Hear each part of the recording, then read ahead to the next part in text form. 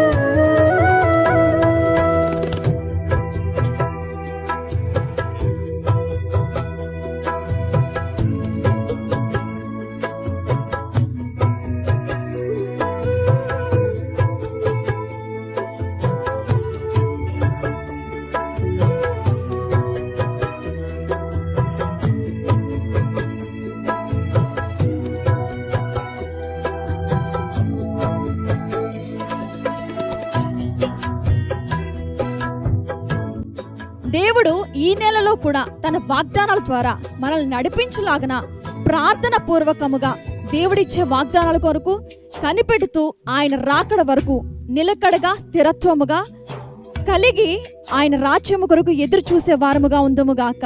ఆమె.